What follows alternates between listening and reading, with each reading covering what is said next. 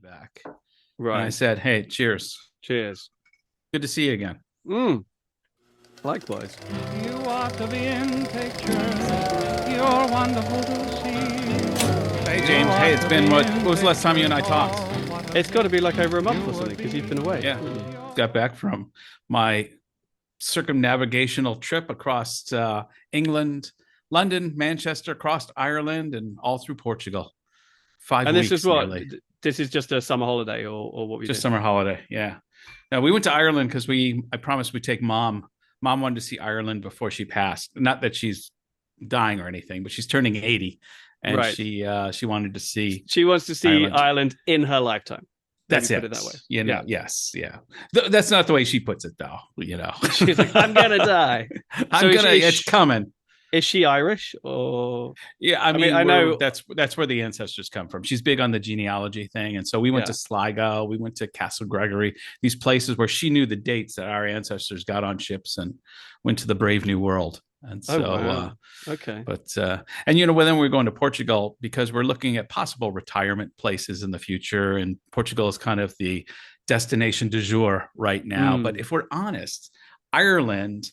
And I feel a little guilty now drinking scotch. I should really have some Irish whiskey here. Oh, that's a good point. I should open mine.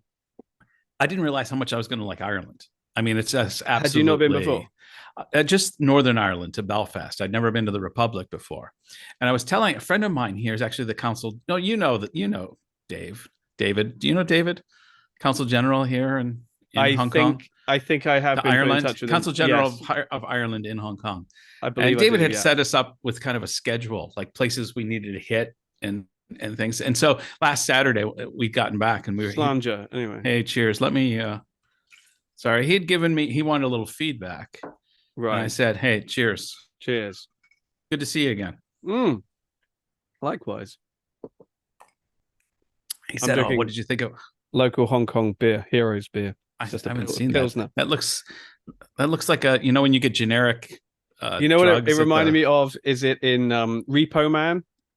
Yeah, where nothing is branded. It just says beer on the can. Beer. I like that. I like nice. That. Yeah, I was just telling David. I was just telling David. I said, I didn't realize how much I was going to like Ireland. And I said, a lot of our, we live in Hong Kong and we have a lot of Chinese friends, and I've had Chinese friends that, like, when they hear some of the traditional Chinese instruments or traditional Chinese music, they'll convey like they feel this real something primal, like there's something rooted in their history. It invokes a very powerful emotions and things in them. And I've always appreciated that, but I've never felt like I could have that same appreciation. I mean, I think, it's that Chinese music sounded nice, but there's no history or connection for me. And then we went into Irish pub in Dublin with real locals playing Irish music. And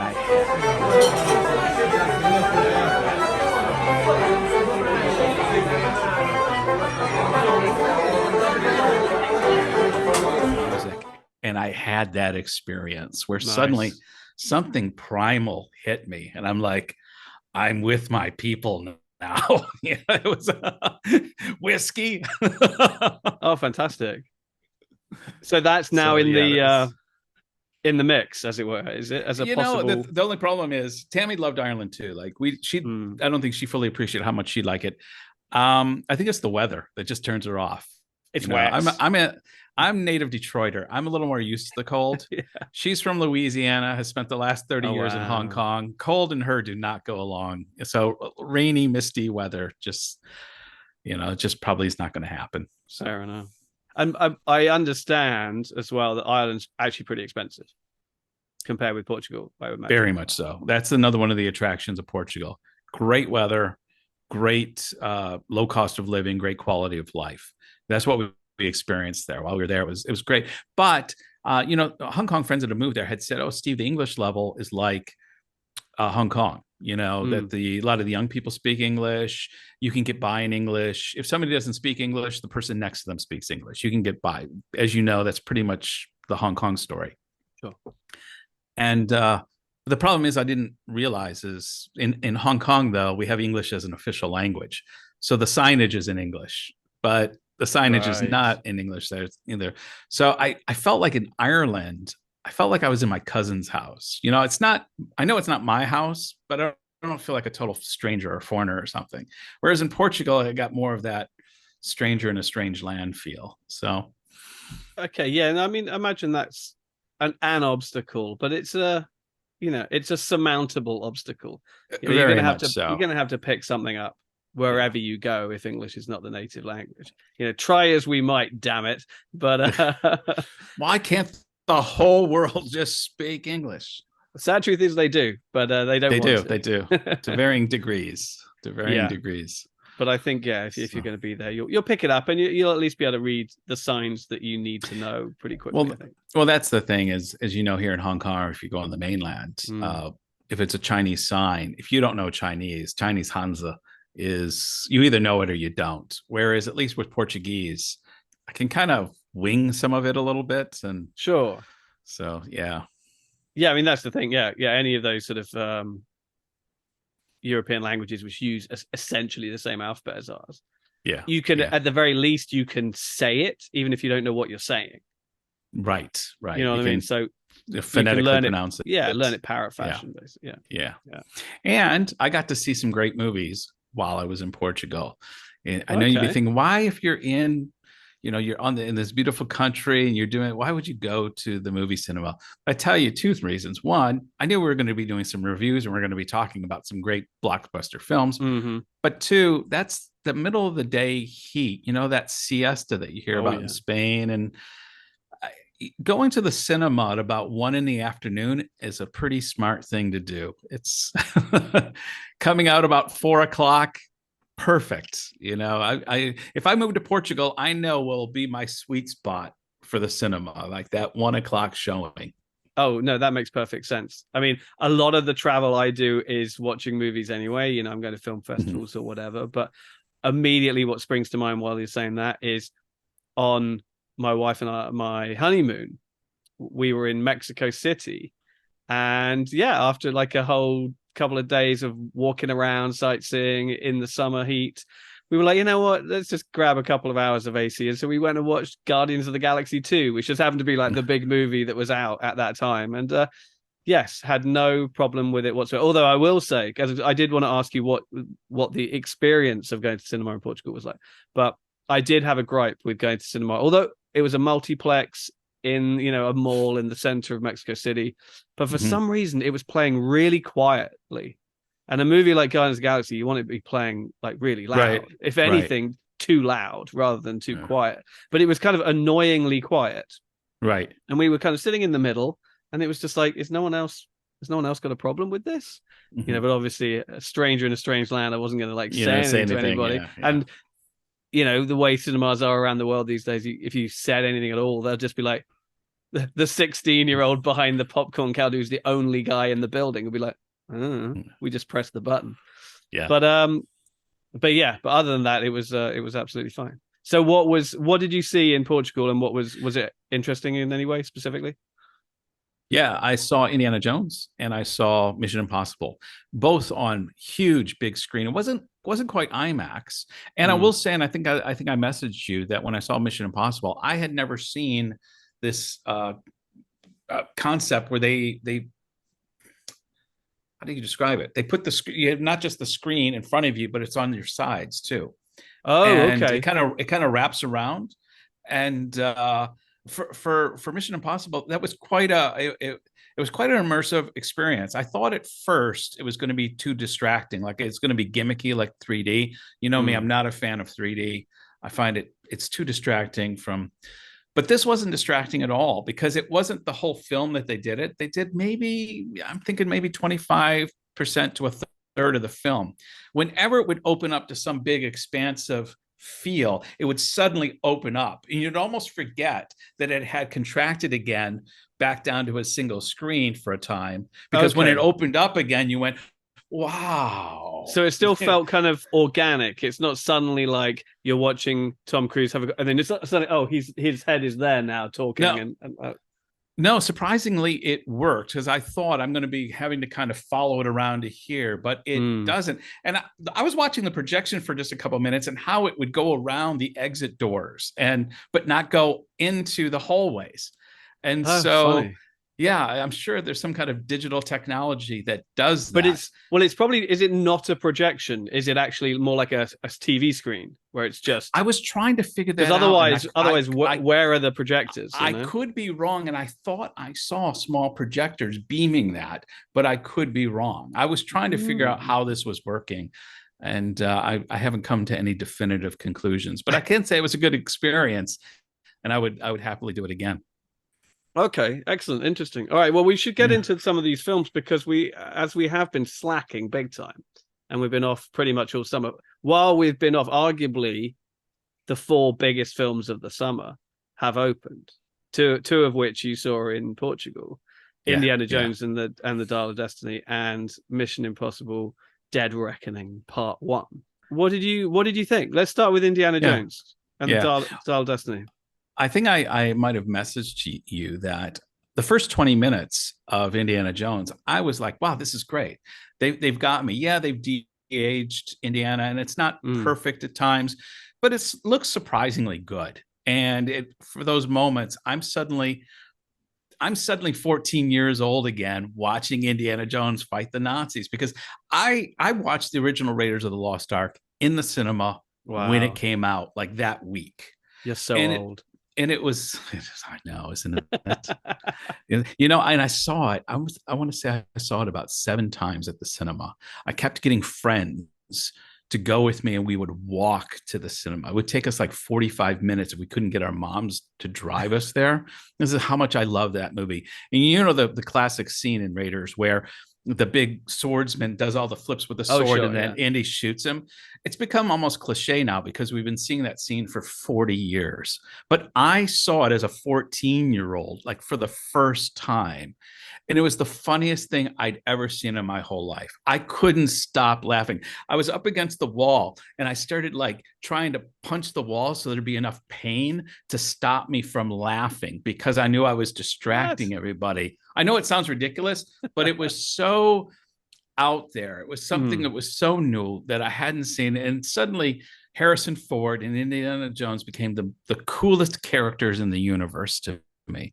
And so, it was really hard for me then, after this first 15 or 20 minutes, to watch kind of a meandering old fogey wandering through, trying to figure out his way in the world, trying to have some kind of sense of belonging. Do I have a purpose? Am I a relic as well? Right. And then of course it gets to the end, and they nailed the end when Karen Allen's character comes in, and they have that moment and they reenact the scene from the original film.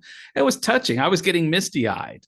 So for me, the film wasn't a complete wash. There's a lot of, obviously we're reviewing this a little while after. So we've had some exposure to the reviews and the feedback of the film. And I know that there's people that hate this film, that just, and I'm not one of them. I thought there was moments I really enjoyed in this film, but I thought by and large, they missed the opportunities and potential of having Indiana go out on a really high note.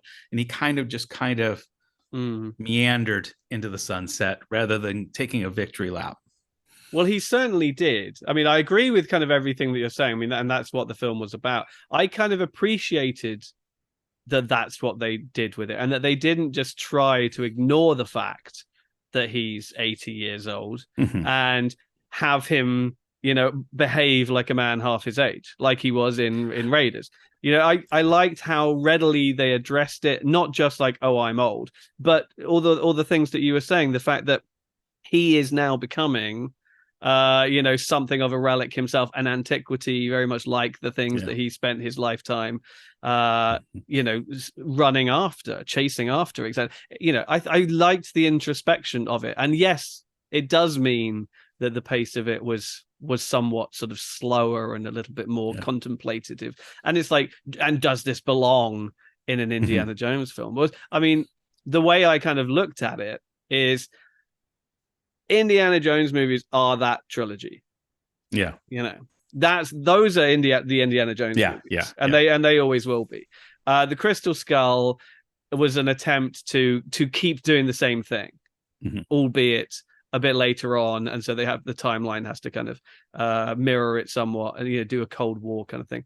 And by and large, it didn't kind of work. There are things I do like in Crystal Skull, but by and large, it didn't work, and we thought, okay, same. That's the end of it. What, as I said, what I appreciated about this one is it was about taking stock, and it was about winding down. It was about retiring. He's dragged into this final adventure. Normally, he's the one sort of badgering the museums or whoever it is that's going to fund his next adventure, or he just accidentally lands in it, like in Temple of Doom. He just literally falls out of an aeroplane and he's there. This one, he doesn't know what to do with himself. He's struggling to find a place. He is just the grouchy old man next door until Phoebe Waller-Bridge shows up and is like, come on, I need you to do this. But it was even that intro, turn down that noise, turn down that music. The trope just seemed so tired to me. As soon as he did that, I kind of did a collective groan. Like, please don't go here. This is not. In fact, I think I messaged you. One of the things I contrasted it with, what I would have liked to see them do, is more in what Maverick did when they had Tom Cruise leaning into the fact that he's the best of the best, and that they could have gone down the route that they did in Indiana Jones, where he is just a relic of an ancient time in the Air Force or in the Navy as an aviator, in that there's these young men and women that just can fly by him and kick his butt, and occasionally he can kind of keep up with them and do try to rejuvenate the magic a little bit, but by and large, life has passed him by. For me, that's not a fun movie to watch. What made Maverick just a spectacular film, and I think you and I both agreed what a marvelous film it was. Oh, sure. Is they really leaned into, he's the best of the best, even at his age. Yes, he's got some struggles with age. Yes, there's some things that the years can't give back to him. They had some of the things I feel that I think you liked in Indiana Jones, where you're dealing with the reality of an aging character who's trying to find his place in the world. And at the same time, I'm a cinema goer who wants to see Tom Cruise be Tom Cruise. I want to go and I want to see Indiana Jones be Indiana Jones. Rather than having, and this is if I was the writer, and please hire me, guys, because I've got great ideas. When they try to emulate, although not during the strike, you scab. No. Now's the time.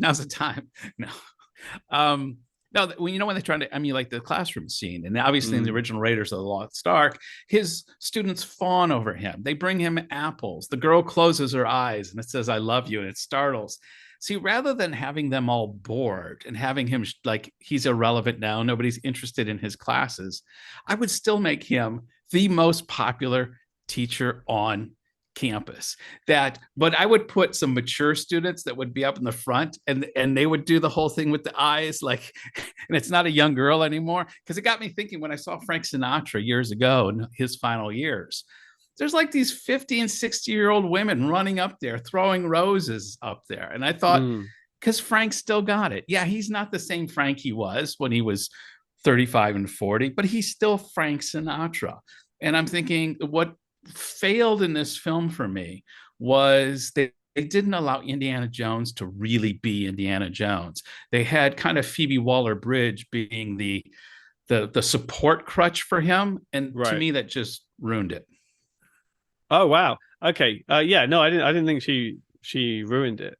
I mean, what's interesting about the comparison you're making between Indiana Jones and Maverick is that in Maverick, he's still doing what he's still the best at what he does, and still doing what he's doing, despite all of his superiors saying that he shouldn't be doing it anymore. They keep kind of like moving him around from one department to another department. He has that great scene with Ed Harris at the beginning where he's like, you should be like a general by now or something. Yeah, and yet you're still captain, and part of that is because of his anti-authoritarian or anti-authority views and what have you. But also because, yes, it's the only thing he's ever been any good at. And he admits it. He's like, this is where I belong. This is what I do. Yeah. So it's almost him doing it in spite of everywhere else. If Harrison Ford or sorry, if Indiana Jones was still doing what he was doing, the one thing I'm surprised at is that he's retired, because surely he would have tenured profession.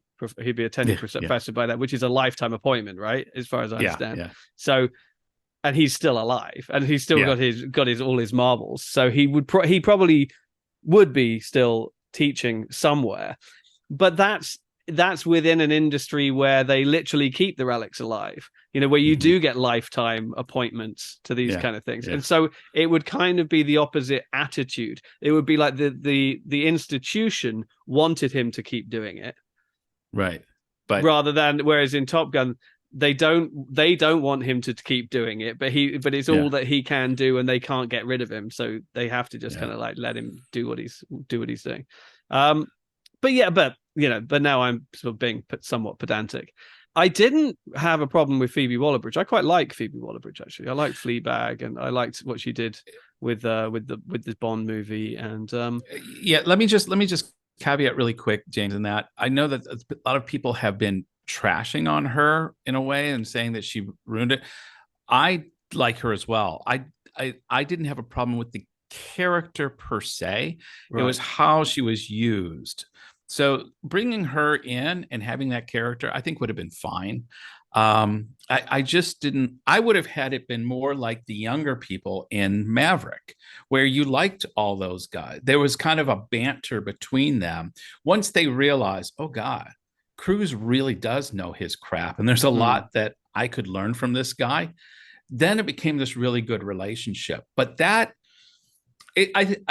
granted, it kind of got there in the end, but I just felt that the way they went, there was a lot of antagonism between the two, when I would have liked them to be kind of more the banter and the fun. And can I learn from you? You're the legendary Indiana Jones, and him just doing that rather than kind of having this antagonistic relationship through the whole thing, which I thought was more irritating than anything.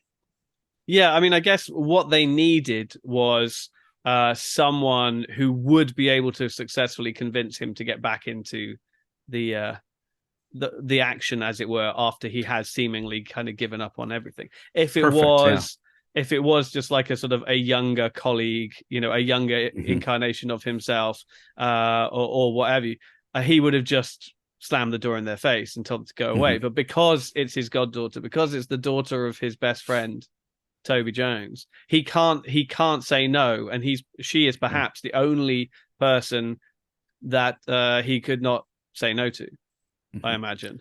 And so yes, despite his better judgment and despite his longing just to sort of sit in a chair, although it's interesting where, and I'm not 100% happy with where the movie has him at the beginning, and that it does have him as this like grumpy old man, because I do think he'd probably still be teaching.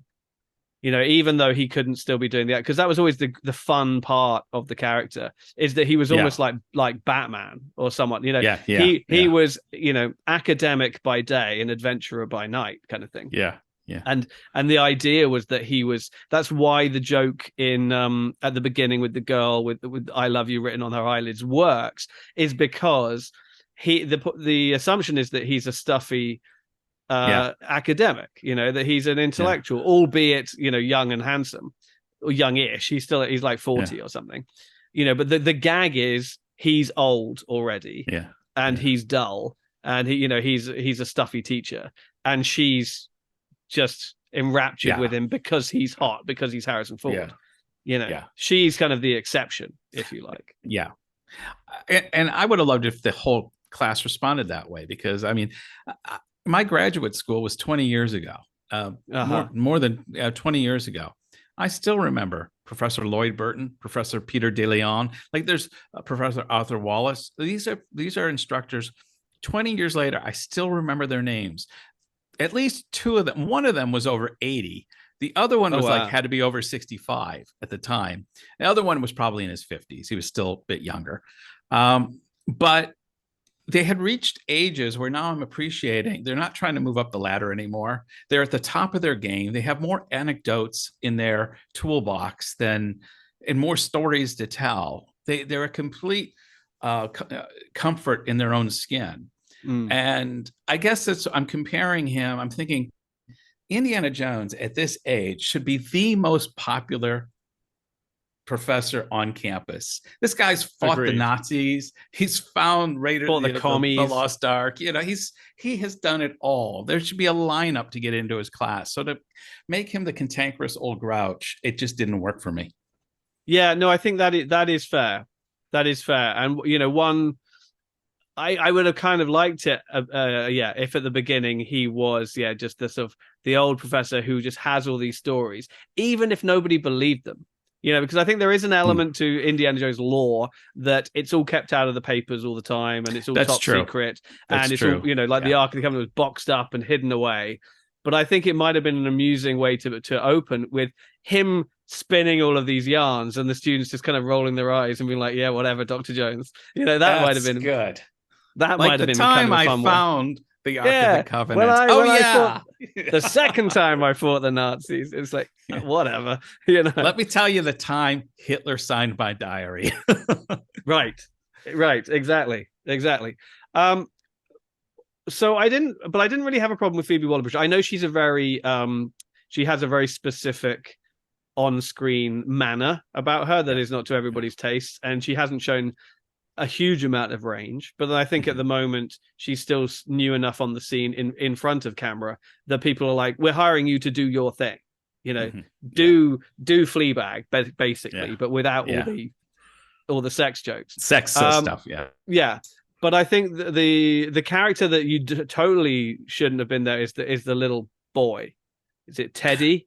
Ethan Isidore is the actor. The young kid who hooks up with them in the short round. He's the new short round. He's there. That was the most cynical bit to me. That was there where it almost felt like they were looking at it and going, okay, this is all good and well, but why are kids going to come and watch this movie?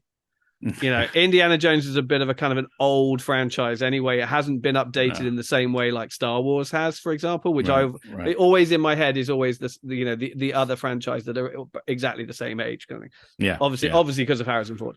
But that has been sort of rebooted and rebranded and repackaged enough times that it's going to bring in like the younger audiences, and they are going to appreciate it on their own terms rather than it just being something my dad made me watch.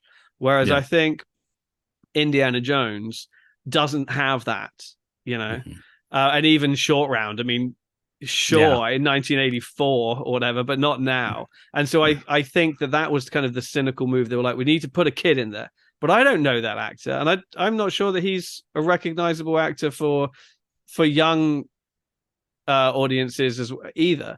And so. And he obviously plays no integral part in the story either, other than he flies the plane, which begs the question: where did the street urchin learn to fly a plane? I don't know how to fly a plane. Do you know how to fly a plane? Obviously, the kid on the street can fly a plane. Well, there is the first scene where he's introduced. He's hanging out. He's the kid hanging out in the bar where the black market thing is going on, and he's chatting to a pilot. And as soon as he's introduced, and he's like, "What do you mean?" But he's not flying a plane. He's like sitting at a table in a bar, and they're like, "Oh, you pull the thing and you do the thing." And as soon as that's how the character's introduced, you're like, oh, he's going to fly a plane later, isn't he? And he, because he's had this. It's this Chekhov's gun. It's Chekhov's gun in the first act. Absolutely. But in a such a half-assed kind of way, because he's a kid who's had no practical experience, and now he's going to fly a fighter plane through a time portal and back again, and land it and take off again, and you're just like, okay. So I mean, it's not a slam dunk, but I did like what they were trying to do with it, and the fact that obviously the MacGuffin, the thingy, what's it that he's looking for, is time related. It's a time travel device. I thought it all just, they'd obviously put unlike so many of today's blockbusters, they'd put a lot of thought into the story. And they'd wanted to align as many of the themes as they possibly could. Did all of the pieces work as well as they could? No. And like you, I didn't really have a problem with the de-aging stuff at the beginning. But by and large, I actually kind of enjoyed it. And as a nice segue, did you know that opening 15-minute train sequence was shot on exactly the same piece of railway line that these climax of Mission Impossible was shot at. I did not know that. And that was a brilliant segue. Thank you very much. Because one of the reasons why Mission Impossible Dead Reckoning Part 1 became so expensive and ended up costing nearly $250 million or whatever. And it was, it never going to recoup its cost. It's because it kept getting shut down because of COVID. I think it got officially shut down like 7 times or something crazy. There's that very famous piece of leaked audio where Tom Cruise is ripping into a couple of crew members because they've got their masks down or something, or whatever it was that they did. But during one of their hiatuses, while shooting on that piece of train track, which is actually in the UK, the Indiana Jones production swooped in and they were like, "Oh well, we need a bit of train track for a couple of weeks to shoot a bit," and so they shot the same bit on the same bit of track. Yeah, I did not know that. It's good to know. Although I think Mission Impossible did much better with their action sequences than Indiana Jones. I found the CGI usage in Indiana Jones was, I thought it was annoyingly cheap looking. And at times, I always want to say, please use CGI as a garnish, not as the main course. Once it becomes the main course, it loses its reality. And I feel again like I'm watching a cartoon. There's that whole chase sequence about midway through that just left me yawning. I was contemplating going to the bathroom because I thought, I know nothing is going to happen for the next 5 minutes here except crazy CGI swirls around buildings as crazy stuff happens, and no story is going to be advanced here.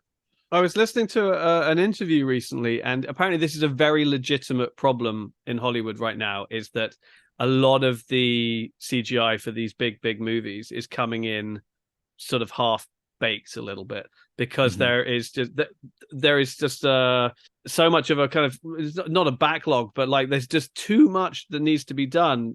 Everything is being bidded on, lowest bidder gets the job, and everybody is being like overloaded with work, and so you've and the budgets are being pulled back and money is not being put into CGI companies. Everything's being outsourced. And these small companies that bid on it and win the bid are being overloaded. They're short-staffed, and so it's just not enough money, not enough time, not enough money. Again and again and again and again and again. Studios do not understand, or they do not, recognize how much time it takes and how much money they need to spend on it, and so they're always pinching that part of the budget. And apparently, it's just becoming a problem that it's just like they're just falling behind again and again and again, and so it's coming. When they've got these deadlines, so they've got these release dates before they've even got a script, and they leave all the special effects work till the end. They're just like, no, it's got to come, and they're like, well, it's not done, it'll do. And so that's why you're seeing in so many big blockbusters these days. It's looking worse than it did 10, 20 years ago. Yeah, absolutely. I was looking at this thinking, I really try to not be super critical of these things. I kind of want to lose myself. It's like when people go to see magicians and they're trying to figure out how the trick is done, or I like to be just wrapped up in the wonderment of it. So I'm not looking to nitpick CGI. And I'm generally forgiving when it comes to special effects. But I found in this movie, I was getting irritated watching some of the CGI, and I'm thinking, is anybody of the producers when they're doing the reels and looking at this thinking, can we do this differently? Is there something we can do? I granted, I know that Harrison Ford can't do the things that he used to do, but in Raiders of the Lost Ark, there was little to no CGI in the 80s, and yet it was much more interesting to watch. George Miller does Road Warrior, Mad Max Fury Road. I think it used no CGI. Correct me if I'm wrong, or extremely little amounts. I think they, but I think by and large, there's big bits like the sandstorm and things like that, and I think that's CGI. And right. They obviously use CGI to scrub out wires and things like that, and obviously you'll see that in Mission Impossible as well. Right. But I don't think there are any like CG created vehicles or characters or or that kind of thing. I think it's everything in camera. Yeah, you and I have said in previous reviews that it gives it that tactile feeling of reality, like it's Mm. something measurable and quantifiable and occupies the same world that we're living in. It And when has I weight. feel like There's weight to it. that's, Yeah. yes, has weight to it. And I just feel at times I'm thinking, oh no, now I'm watching a cartoon. This is not happening in the world that I live in. This is, Mm. you know, But then something else. when you see something like that climax at the end of Mission Impossible: Dead Reckoning, when the train carriages one by one are just falling off there, I was having multiple heart attacks simultaneously. I just And could not that's breathe. And that's obviously at yeah, least majority of that is done practically. Obviously, there's a lot of wires in there that have been like sure. digitally scrubbed afterwards. But that's real people hanging off real things. Right. you know That's that not at feeling. I'm glad not at you, the height they are necessarily in yeah. the places that they're shown to be, but yeah, there's real peril going on there. No, I'm glad you juxtaposed that particular scene because that was brilliant. And it had me, again, when I was mentioning about being caught up in the wonder of the moment, that scene does it brilliantly. Suddenly, I'm in the train car. I'm watching it with my 12-year-old next to me, and he's going, which makes it twice as enjoyable for me because Oh, I can see sure. how much he's enjoying this. But So, yeah, for sure. I mean, and generally I just thought the movie was a whole lot of fun, really. I well, and think this what this and this is juxtaposing. Sorry, I didn't mean to cut you off there, but the juxtaposing again, Maverick and Mission Impossible. I hate contrasting Indiana Jones to it, but Tom Cruise knows what the audience wants to see. Like he really sure. understands that, and he has a unique vision, and he brings that vision and whether it's Maverick or whether it's Mission Impossible. My brother, who's a big movie guy himself, just recently said he's like me. I'm not an action fan. He is not. He gets bored in action movies as I tend to, and he said Mission Impossible. I didn't think I could like an action film as much as I liked that one, Right. and I really, you know, attributed that to Tom Cruise. He knows Oh, what the audiences want. I mean, he is the. I mean, you can talk about him being the last great movie star and all the rest of it. And he's all of those things, but he's become like the ultimate showman. I mean, he's like a trapeze artist, a high wire walker, a human cannonball. He is the best stuntman in the business. Yeah, There are, yeah. everybody says so. All the entire stunt industry says he's better than us at basically everything. Yeah.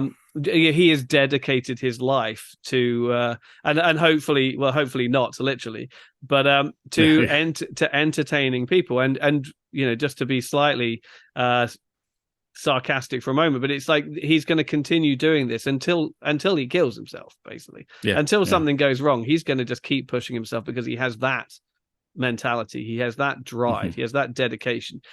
And there will always be people who criticize where that comes from, where he draws his inspiration from. That's entirely up to him. I don't care. Yeah. As long as he keeps throwing himself off cliffs for my entertainment and land safely, I don't care what otherworldly powers he has to draw upon in order to do it. That's entirely up to him. He can believe that nuclear bombs exploded a mountain a million years ago and Exactly. release all that kind of stuff. It's all good as long as he keeps dangling from trains.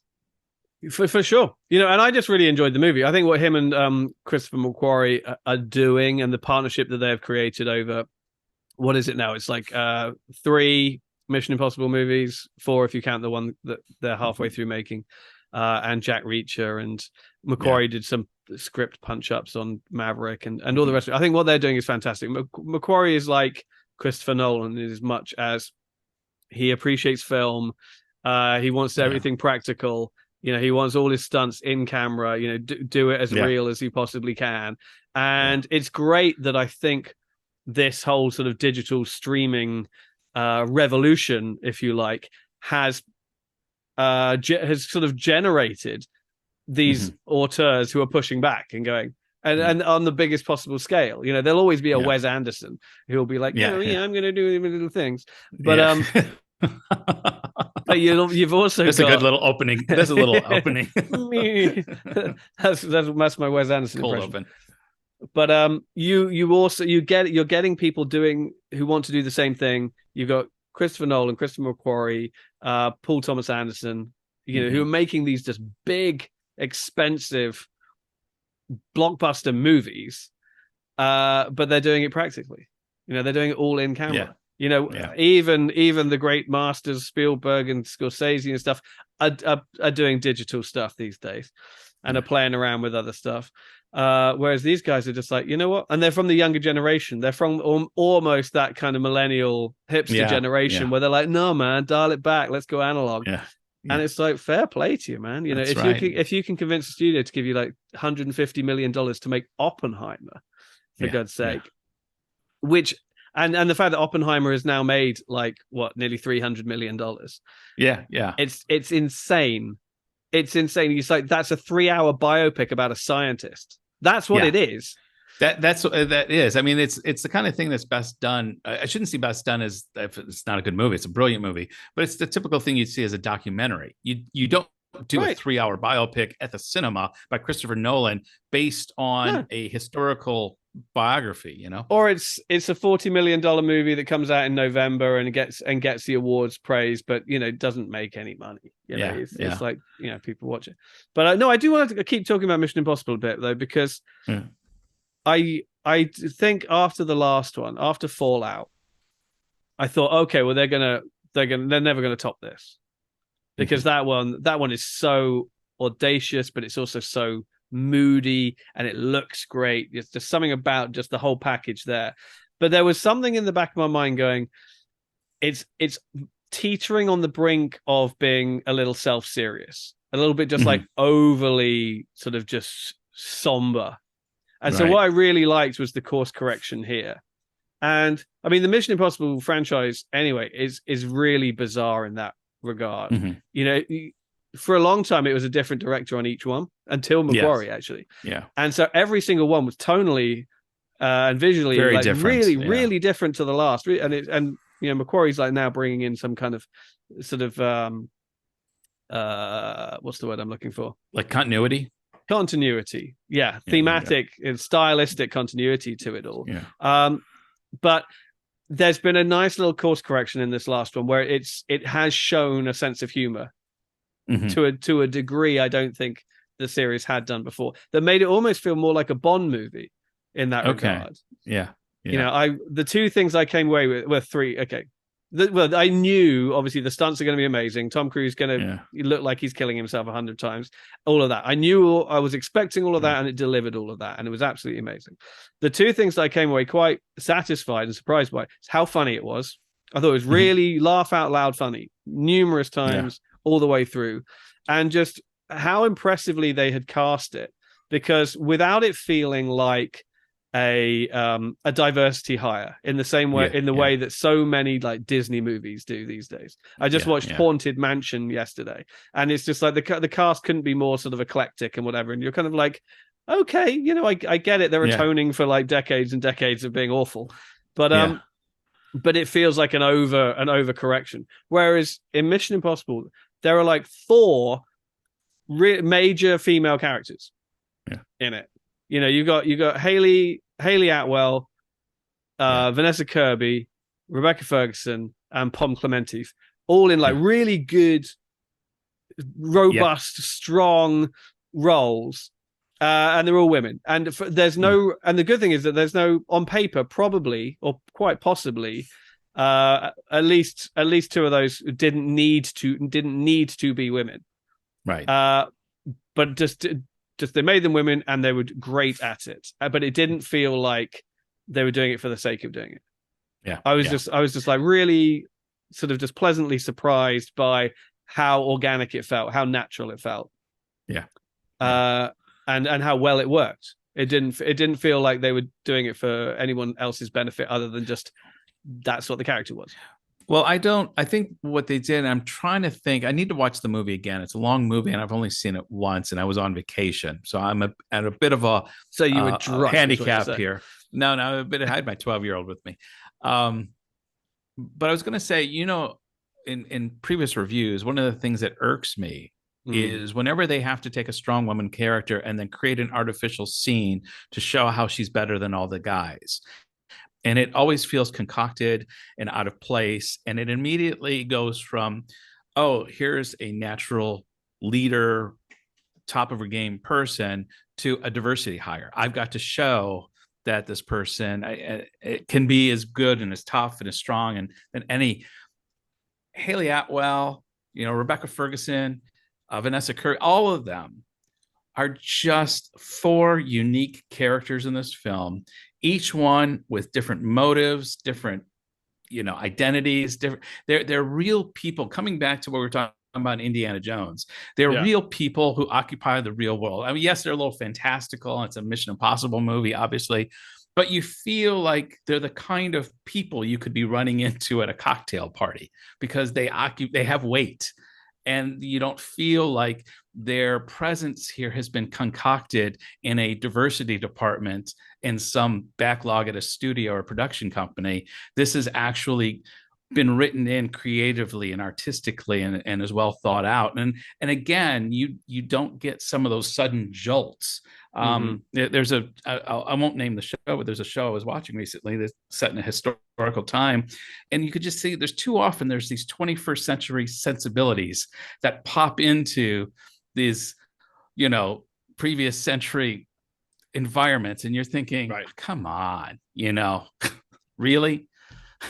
Well, that's it. I mean, it's lazy writing, but it happens. Yeah. It happens all the time, and that there has been sort of this sort of mad scramble to tickle the button. It was like Taika Waititi said something really interesting recently. I'm not sure the context of it. It was just sort of like a video that popped up in my feed, and it was at a press conference, and he was just talking about tokenism. And how tokenism has changed from, it used to be like, a whole gang of white kids and there'd be one girl. Or there's a whole gang of kids and they'd be like, it's like the kids from It. There's one girl and there's one black kid. Yeah. Yes. But all the rest of it is, and he said the tokenism these days is like there's a black kid, a Hispanic kid, an Asian kid, and then a white kid. And, there's one of each. And he said that's tokenism. Yeah. That's the way it is now. That's tokenism, because that's the most unrealistic thing I've ever seen. I don't know any group of people that looks like that hang out together, whether they're friends, colleagues, or whatever, where it's literally, one of each.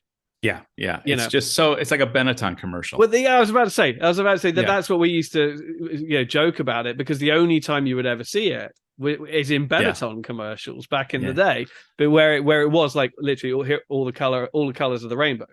And that was the whole purpose, was to say we represent everybody in all of those ads. And it was interesting. He said, I don't want to see those. That isn't realistic to me. What I want to see is, a group of Pacific Island kids or whatever, together in a show directed by a Pacific Islander, show run by a Pacific Islander, and all the rest of it. That's the kind of diversity I want to see.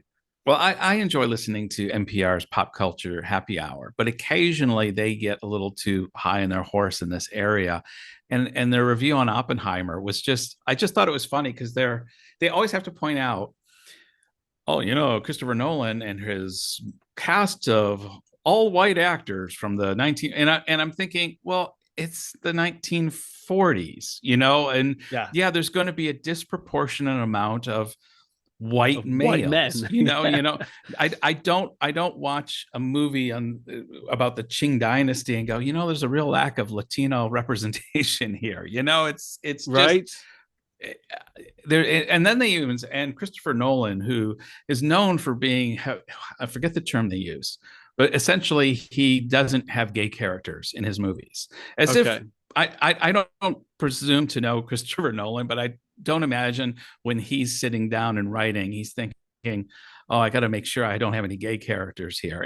The very fact that they are bringing this into the review of Oppenheimer makes me thinking, what's their criteria of a great movie, and why do certain boxes? In Oppenheimer, I bet you a third of those characters were gay. Quite possibly. It's just not important. It's just not part of the story. It's not part of their research. Yeah. It's not. Sorry, I didn't notice. I missed the pun. It's not part of the equation. Thank you. I just had to... Well, come to think of it, I don't remember there being a lot of Christians or Muslims in that movie either. Why? Right. Because they probably don't figure into that film. It's just trying to find. It doesn't come up in conversation. I don't remember there being that many vegetarians in that movie. There might have been. They just didn't talk about it. Come to think about it, what were they eating at that restaurant? And were there single-use plastics involved? I mean, yeah, it does get ridiculous, and I think we're, hopefully we're at a kind of breaking point of it now, and it will balance out. But yeah, when you're criticizing a film like, there was another reaction to Oppenheimer, very, very different but equally wrong, that was being shared around on social media, which was like a very young critic on TikTok, I believe, posted this kind of rant just about, why is this film praising Oppenheimer? He's a monster. He created a weapon that was used to destroy like 500,000 lives or whatever. Yeah.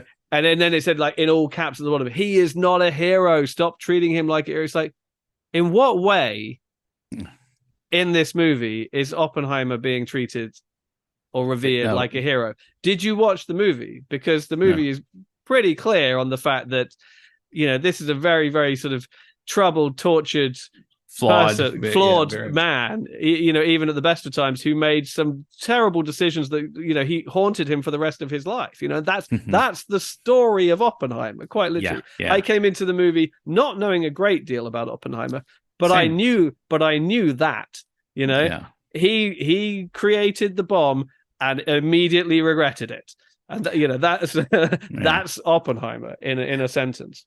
And I will say, I didn't know much about Oppenheimer, but I will say he was brilliantly played by Cillian Murphy, because that performance was, I don't know how you felt. I'm assuming you liked it very much. I loved it. It's Cillian Murphy, by the way. Did I say, is it Cillian Murphy? It's Cillian Murphy, yeah. As a Peaky Blinders fan, coming back from Ireland, I thought you would have got that right, but it's a hard C. Cillian. It's a K. Okay. I did love it. It might be my favorite movie of the year so far. That's interesting. Yeah. And I went back and watched it again, like about 3 days later, and it was just as thrilling and engrossing and all the rest of it, and has actually got me on a real science kick. Yeah. I've had I've got a number of like non-fiction science related books kicking around the house, and I've started reading them all. I read Brief History of Time like immediately afterwards, and blowing through. I started watching that new Netflix documentary on the James Webb Telescope, and one of the things I liked, that. It's brilliant. And one of the things I liked about Oppenheimer, although they don't do a lot of focus on quantum physics in that, I find it fascinating whenever somebody talks about it, because it's incredibly fascinating, the structure of our universe. Cillian Murphy really kind of a few times just is explaining these different concepts. And I'm like, you could just talk about this stuff all day. I love this, kind of intertwining the history with the politics, with the science. This was a concoction that was just, and you know how I feel about great dialogue and story-driven films. This was 3 hours of complete, just story driven. I mean, Robert Downey Jr. He's brilliant. I think I wouldn't be surprised if he got an Oscar nom for this role. I think he'll win it. Honestly, I think it's just that time in his career. I think people want to give Robert Downey Jr. an Oscar. They're not going to give it to him for Iron Man, but I think they really recognize and appreciate he's a brilliant actor. Let's say we're calling it now, James. I'll call that one right August. Now. Yeah. I'm with you on that. I think for the reasons you gave it. We've always talked when we do our Oscar reviews, there are timings for these things, and I would agree. This is Robert Downey Jr.'s time. I think so, and it's a great performance. I think what you'll probably see, unless some really huge things come between now and then, which they quite possibly won't because of the strike. I think we're going to see a lot of big stuff delayed. Like, you've got movies coming up like Napoleon. Yeah. Ridley Scott's Napoleon is coming up. Scorsese's Killers of the Flower Moon is coming up. It's a couple of things like that. But I wouldn't be at all surprised to see Oppenheimer get a bunch of nominations. Cillian Murphy will definitely get nominated. I think Emily Blunt will get nominated as well. I think if it wins one Oscar, it's Robert Downey Jr. is going to win an Oscar. Yeah. What do you think about Nolan for director? I would love to see it. I think it's his, I stopped myself short of saying it's his best film, but I think it showcases the culmination of his talents. I think it's a step forward in terms of like maturity, just in terms of subject matter, which the Oscars always love. Yeah. They love it when a successful director does something smart, a smart movie. Yeah. I thought Dunkirk was that, but I thought Dunkirk lacks an emotional core, lacks a focus, which I didn't mind, but I know that the Academy kind of struggle with that kind of thing. This seems to be all of those things coming together in perfect harmony, where he's telling a really sort of fascinating, engaging, historical story, and they love good historical drama, but he hasn't compromised any of his artistic vision. It's just as technically, editorially, cinematographically complex as any of his other stuff. And I think that's the great achievement of it, is that it's a 3-hour long movie about scientists talking about science and politics in rooms. It's men in rooms talking pretty much for 3 hours, and yet it's riveting, and as the numbers show, is just pulling in crowds. I think Nolan can put his hand up and go, "That's all me, baby." People, it's making the money that it's making because it's a Christopher Nolan movie. But people are loving it because it's just so well done. Well, because of all the buzz of Barbenheimer. Right. It would have got the initial opening week as it did, but it would have had a much more huge drop off that second and third week if it hadn't been such a freaking outstanding film. And word of mouth, people coming out of that film are saying, "You've got to go see it." But it's a 3-hour film. No, you have to go see it. Yeah. I mean, I've sat through 90-minute movies that feel longer than this. It rockets along. You've got to pay attention. You've got to commit to watching the movie. If you sit there like on your phone, you might as well not bother. But that's one. I was going to say that's one of the reasons I'm envious you've seen it twice, because I know if I watch it again, I'm going to pick up things that I've missed the first time, because it is so detailed and there's so many names and facts and things that are flying off as given. And I'm thinking, wait, okay, was this person this way? I'm trying to keep everything in order in my head, and I know a second viewing will help that. Absolutely. And once you're savvy to Nolan's style, that he doesn't like to tell things in chronological order. He's telling things out of order for a good reason.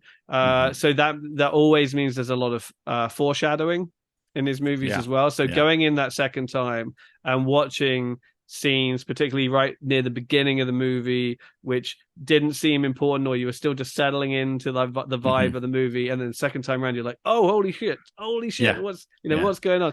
That's what that means, and it all comes together. I mean, the other great ballsy thing I think about the movie is how he turns the whole Lewis Strauss thing into like a major plot twist. Yes. Whereas if you know the story, then that's what happened. Lewis Strauss just completely trashes him and turns on him, and if you go onto Lewis Strauss's Wikipedia page, that's literally what he's most famous for. He was like, he was chair of the American Energy Commission, and he destroyed Oppenheimer's reputation basically by engineering these hearings to lose his security clearance in 1954. And you're like, and for Nolan not only to be like, okay, well, I'm going to tell this story, but to tell it in such a way that hides it as a third act reveal, Right. Yeah. You're like, to have the confidence. It's funny. It's like he has confidence that his audience just won't know enough about this story. Yeah. to be like, I'm going to hold this back and do it that way. You're making me want to not only rewatch this, but go back and rewatch Memento. Oh, well, sure. Yeah. I mean, he's been doing this since the beginning. Yeah. No, this is, what do you think too about his cinematic choices of, he really didn't show the Hiroshima bomb going off or anything like that. The real climax was the nuclear detonation in the desert, and the way that he filmed that in such a way that it was surreal and just overwhelming at the same time. I found the way the build up to that final destination, the final detonation, was just. I'm thinking it's just a bomb going off in the desert, and yet I'm feeling like this is the moment of where mankind has changed. This is AD and BC. This is. It's certainly a turning point, and I love how the film ends on that great line about how, they were so worried about how what we're going to do would change the world forever. And, they realize he's talking to Einstein at the end, and he sort of says, well, maybe we did. We are going to destroy the world, not as literally as we thought we might by literally igniting the atmosphere, but by putting, by kickstarting the nuclear arms race, essentially. So I love that. I mean, there has been some shit thrown or mud slung, shall we say, about the fact that they don't show the bombs going off or even show anything from the Japanese perspective. But honestly, that's not the story that this movie is telling. And that's been well chronicled. It's not like that story has not been told. This is the story that actually hasn't been told. This is Oppenheimer's story. The clue is in the title. And he wasn't there, and he didn't witness it. He didn't even know when they were going to do it. No. And I think that the movie handles that incredibly well. That he literally just sort of hears it over the radio. So they don't even tell him. He says to Matt Damon, you'll keep me posted, right? And he was like, as best I can. Basically saying yes to his face when he means no, and that he means no. And he isn't told ahead of time. And the first he hears of it is when Truman's on the radio saying, well, we just dropped the bomb. So he hears the exact same time as everybody else hears it who wasn't there at the time. And I think that works for the story, because that's the whole point of how it was the first sign that Oppenheimer was being sidelined and that he was being discarded by his country. And had we spent time on the ground in Japan, it would have been it's a completely different movie, and that's not that's not the story being told. That's not the experience that certainly that Oppenheimer lived, or that Christopher Nolan is trying to give the audience. There's one thing to be fair and balanced and show every perspective, but this movie was never about that, and I don't see why it should suddenly change perspective like in the final act. It would have been weird. I totally agree.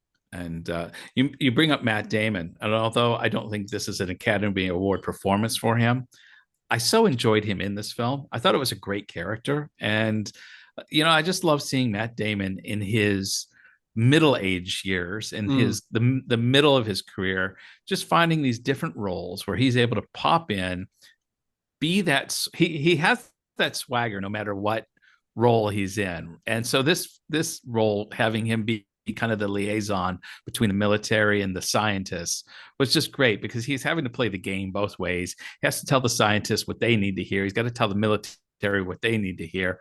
And I thought Damon pulled that off pretty well. I thought he's the comic relief, essentially. Yes. Nolan films aren't known for their sense of humor, among the other criticisms. Then they don't tend to be that funny. And scientists are not funny by nature, so somebody has to be. That's true. Although Stephen Hawking's actually had a wicked sense of humor. But true. By and large, yes, the cliche is that they're pretty dry and emotionally stilted individuals. So he comes in. He's the army man in a world of scientists, and that clash of heads between him and Oppenheimer. Actually, the banter between them. Mm-hmm. It earns a lot of laughs, and I think it was very necessary, and it was very welcome, because everything else around them is so heavy. I think it was nicely played. We haven't mentioned the women. So you get to see a lot of Florence Pugh. You do, almost all of her, in fact. Yes. Yeah. And I was kind of surprised, to be honest, just alluding to the fact she is topless for a considerably long scene, and normally actresses of this stature don't generally do that. So I was kind of taken aback by this. Was not a quick flash. This was her many times. She's naked. She's there. And I think she's for long naked. dialogues. Yeah, I think she's naked on screen longer than she's clothed on screen. actually, because she isn't in that many scenes. Yeah, really, is she? And yeah, I mean, I'm not objecting to that. That was, it's a No, 3-hour no. movie, and it was, yeah. Yeah, I mean, and she's done nudity before. She's no stranger to that. But in this kind of movie, and again, I think it's Nolan addressing a number of his criticisms here, because he's not known for having like real romance in his movies. Quite often his protagonists are motivated by having a dead woman in their lives. Memento, Inception, they're all motivated by loss and grief. Where and even Interstellar has that. Yeah, that's right. I knew there was another big one. There's not a lot of like active burgeoning romance in his movies. And while I'd say here, the romance is still a little cold, it's definitely sensual, and that whole scene where they're just sitting in the two chairs across from each other, they're both butt naked. Was for want of a better expression, a ballsy way of doing it.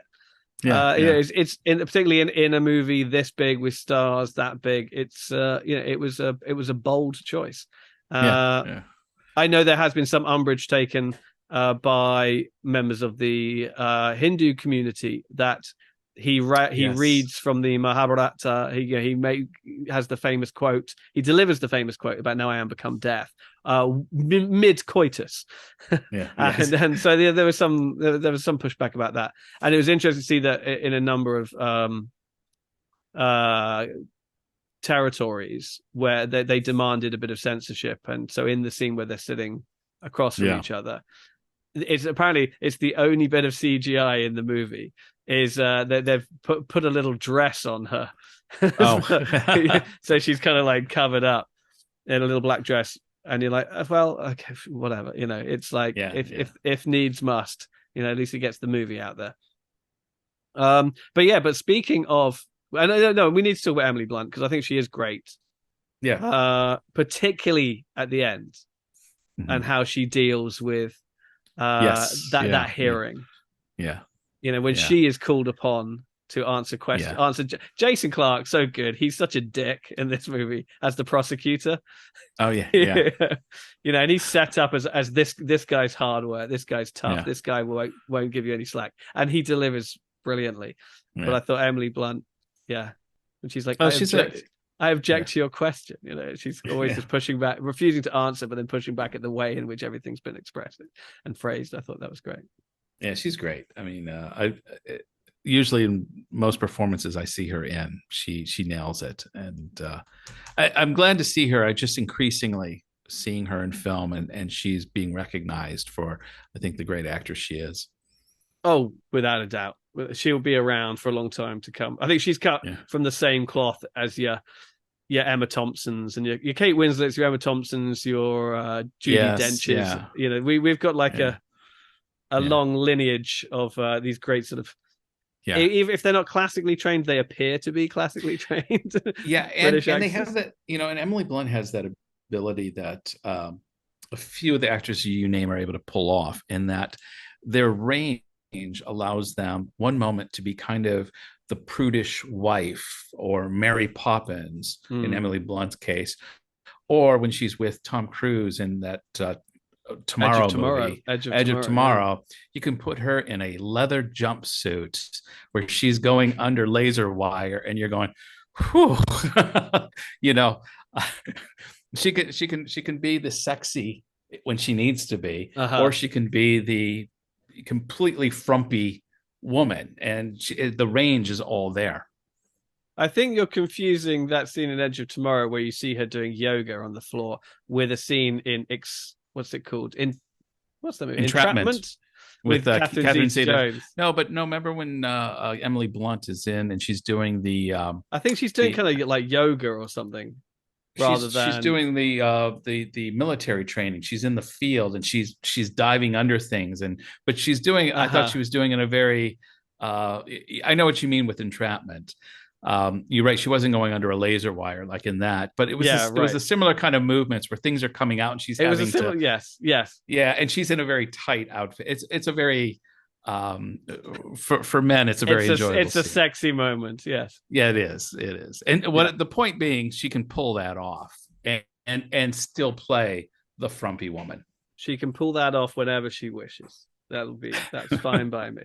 I mean, It's her choice. more impressive is the mech suit, that she stomps around in, because she's supposed to be this great warrior. But yeah, no, she's incredibly versatile. She seems to be pretty awesome in everything that she does. Well, obviously, I mean, we got the name Barbenheimer. This has been one of the biggest marketing pushes. I've heard it even said in a couple of the Hollywood rags that this has kind of brought film back, and this is, put everything front and center again post COVID. So, what's your takes on Barbenheimer before we actually get into Barbie? Yeah, it's nuts. It's unprecedented. I think between the two of them, they've made over $1 billion worldwide now. I mean, Barbie has taken the lion's share of that, but that's understandable. It's the nature of the film. Yeah, it's a comedy. It's a recognized brand. Blah blah blah. And Oppenheimer, as we have said, is a 3-hour movie about scientists. Yeah. But that's not to take anything away from Oppenheimer. But I mean, Barbie is incredible in what it has achieved. Mm-hmm. I don't think anybody, when it was announced, they're going to make a Barbie movie, thought it was going to be any good at all. It's like I instantly put it in the "I'm not going to that film" category. Sure. Well, it was announced at the time. It would have the Lego movie, would have the Emoji movie, the Battleship movie. It was just like, how could this possibly be good? Yeah. And then Greta Gerwig signed on. Well, she wrote the script first and then signed on to direct it. And you're like, okay, well, she is a known proud young feminist filmmaker who makes interesting and satirical movies with women front and center. I see they're actually going to try and make something semi-serious with this. They're actually going to tackle it in a meaningful way. And then the trailers started coming out, and you're like, hang on a minute, they might be onto something here. Yeah. And then the movie comes out, and it's an absolute phenomenon. Yeah. But is it any good? Question: is it any good? What's your thoughts?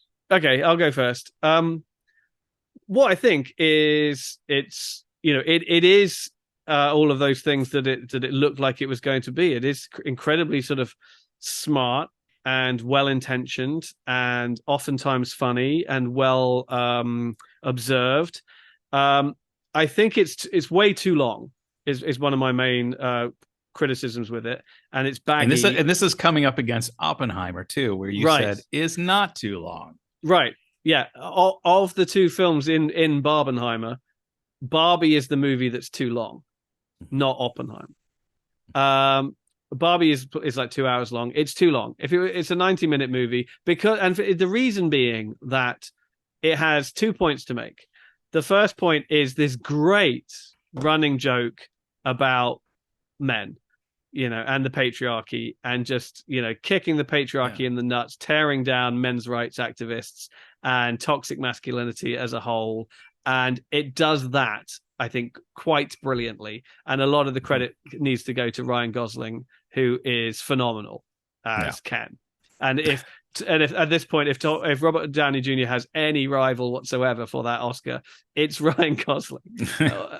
I think he's safe because they don't like giving it to comedies. But he's fantastic, and I think the jokes that they tell at the expense of fragile male egos and the patriarchy in the movie are by and large brilliant, and I think they all land incredibly well, and it's great. The other thing that the movie does is obviously give a voice to women within the patriarchy and sort of say, no, we need to be taken seriously for all of these reasons. We shouldn't be held up to all of these standards for everything that we do. And you're on board and you're like, I completely agree with you. That women are held to sort of outrageous standards in every aspect of their lives for no reason whatsoever. Oh, you're in a bad mood. Why are you in a bad mood? Are you on your period? But it's just one example of just the horrendous things that women do. There's this whole thing that they go, you have to be pretty but not too pretty, you have to be sexy but not too sexy, you have to be you have to be accommodating but not not. I thought that was the most brilliant line or style in the film. That was a brilliant scene. Well, here's the thing is that you agree with everything they're saying, But two things. Firstly, they make one point, and essentially the movie is making this one point, and therefore, after 2 hours, it's repeated itself a number of times, and you're like, okay, I get it. The other point is that within the narrative of the film, pretty much all of the jokes at the expense of the men come organically out of the story, because they're running around in a world where just the men are behaving like awfully the whole time, and so you're just like joke.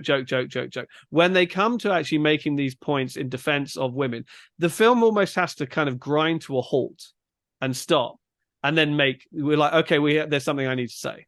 We need to say this. It actually becomes a story point that what they're telling some of the Barbies is like, what you need to do is you need to run around and stop people and tell people this.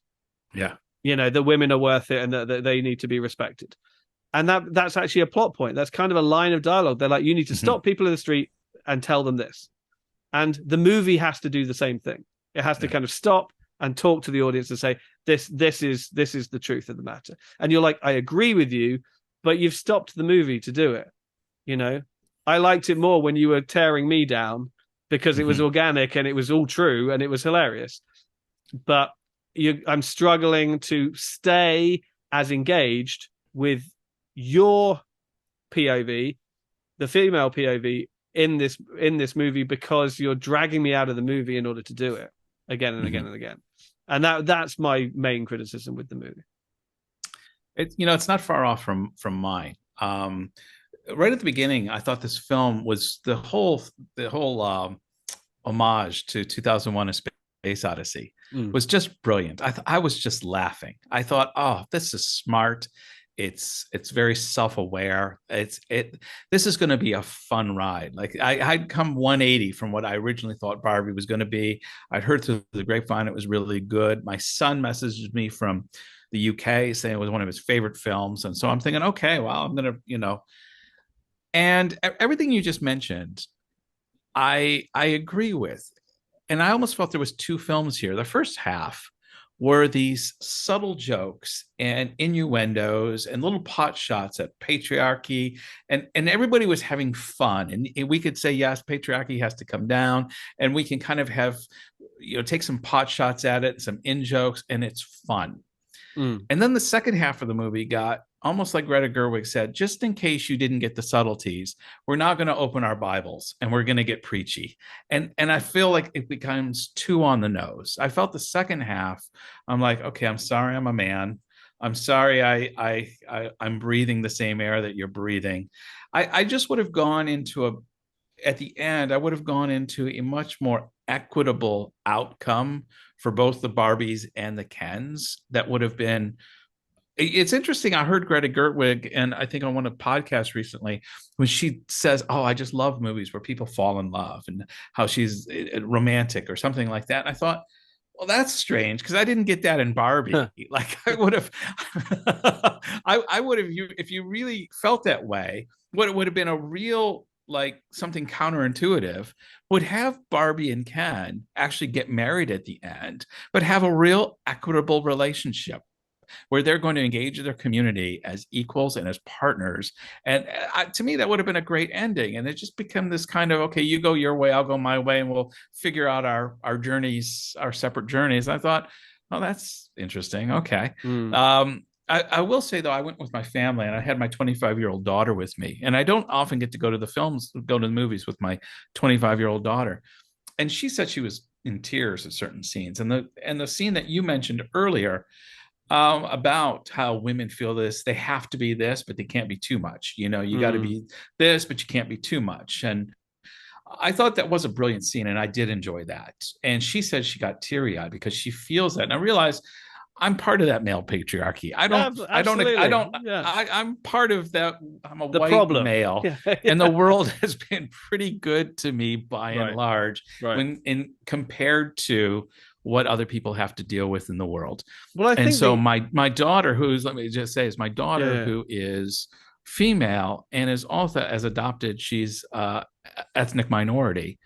Then she sees the world through a different prism and a different lens. And her having that kind of reaction made me appreciate that Barbie is speaking to an audience that maybe I'm not oh my God, I'm not the main focus. Like, white, rubbish. This movie I'm a white sucks. male. Shouldn't I be the main focus of it? That's it. And just realizing that I'm not. And I can still appreciate the movie. I enjoyed the film, but from my vantage point, I'd like to see lessons learned with less preachy. And I would say that about a number of different topics. I mean, I think I was thinking a little bit about this, and I think the reason is that I think that they have sort of just over egged it a little bit. And I think because I think all of the stuff, at the expense of the male characters and just men in general works so well is because, we're very easy targets. It's all true. Part of the problem is that we're so open and arrogant about it all. And so it's just there to be picked off one by one by one by one. And at the same time, I think that the writers, which is Greta Gerwig and her partner Noah Baumbach, who obviously is man, but they don't care. It's shooting fish in a barrel. It's an easy target, and if they offend anybody or upset anybody or miss something, they don't care. And so I think it was easier for them. What my feeling is that when it comes to the agency of women and the respect and appreciation that is needed for women, is that they were like, this is the bit we've really got to get right. Yeah. And so it feels like this is the bit that we've worked on more and more and more. And this is the bit that we really need to make sure that we include everybody and everything, every problem. We need to cover every single angle for this. And so that's why I think it feels far more overstated. Yeah. And borderline repetitive. Is they're like, we've got to get it all in. Making jokes at the expense of men is, I hate to say it's easy. I mean, they do it incredibly well, but we are an easy target, and they don't care if they offend us. The whole point is to offend us. Well, then that's the thing is, Ryan Gosling goes into the real world, and discovers a love for trucks. Now, could you imagine if the scenario was changed and Barbie goes into the real world and she sees a cookbook and suddenly she wants to be in the kitchen? There would be a meltdown of. Well, I like it when he thinks the patriarchy was run by men and horses equally. Yeah. I think because all these statues of like important men on big horses, and he was like, "Oh wait, so it's not a partnership? Okay, all right." That's really funny though, because there's always a man on a horse. No matter where you travel, you go in Europe, any city, there's a man on a horse. Man on a horse. Well, it's the ultimate kind of like, phallic symbol, really, isn't it? It's just like, look at this beast between my legs that obeys my every command. It's like there is no more dominant pose than being perched upon a horse, commanding a nation. And that's why I'm a fan of Jesus, because he turns it on his head and he rides a donkey in side saddle. He does the whole counterintuitive thing. I love it. It's like, but that's a whole nother story. That is, Barbie. Yeah. So I mean, man on a horse. So by and large, I mean, I think it works. I don't think it's a great movie. I think it is a little bit baggy. I think it's not as tightly sort of directed as I think it could be. It feels a little bit in the way a lot of studio comedies do, regardless of what they're about. They just feel a little bit kind of like loose and unfocused at times, and a bit rambling at times. And I think that's just the nature of the genre, really, as much as anything else. But when it's on target and on fire, it's really good. It's really super sharp. It's definitely speaking to women today. I think one of the things it does very well, and is actually one of the more interesting parts of it, is just addressing the impact and the legacy of Barbie. And that it has had on women, and how it's been detrimental, how it's been bad, how it's imposed, unattainable body standards and all the rest of it. And yet there is a positive side to it as well.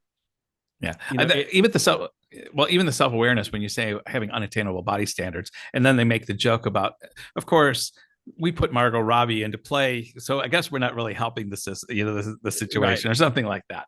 Which and that is when the movie really did well, is when it was self-aware, when it was making subtle pot shots, but again, it was just that suddenly going, hey, in case you haven't gotten the message, this is a message movie, and we're going to give it to you, both barrels at the end. And I just thought that's when it got too preachy, and in your case, like you said, repetitive. And that's when I was kind of thinking, yeah, I'm ready for it to be over now. And you do wonder whether, I mean, obviously this was made for a big studio, it was made for Warner Brothers, and you do wonder whether, the execs, who were, probably all men, sitting around, they're watching it, and they're like, you could probably lose 15-20 minutes of this, and mainly, the pro-feminist stuff, and they're like, we can't possibly tell Greta that. Yeah. So we just have to kind of give her free reign to make the movie that she wants to make, because any criticism will be just seen as completely underscoring everything that she's saying in the movie. And one suspects it. So the best thing to do was just like, well, let's just let it be what it is, and then if it doesn't work, we can say, I told you so. Yeah. But what we was hugely successful. Yeah. It is. I mean, it's only been out like 2 weeks. And it's made like what, $800 million? A gazillion dollars. It's it's going to be, it's not the biggest movie of the year yet, but it's only been out 2 weeks, and that's insane. That is absolutely insane. What will be interesting is the knock-on effect of it all. Inevitably, I think the studio will want a sequel, whether there's a sequel to be made, just because of the nature of how the movie ends, where Barbie isn't even really Barbie anymore.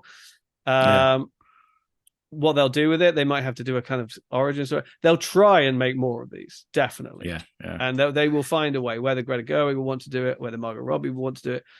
We shall see. Ryan Gosling, But they will want to make more Barbie movies, definitely, just because it made a lot of money. More interesting will be to see how they try and copy the whole Barbenheimer phenomenon, and how they try to replicate it in the future, because that was completely organic, didn't come from the studio. I mean, it's two rival studios, and lest we forget, Warner Brothers, the studio releasing Barbie, is the studio that Nolan ditched to go and make Oppenheimer at Universal. So Warner Brothers had no vested interest in teaming up with the guy who just ditched them, because he made Tenet with them, and he was trying to release it over COVID, and then they said they were going to put all their new movies were going to go on HBO Max, and he was just like, screw that, I'm out.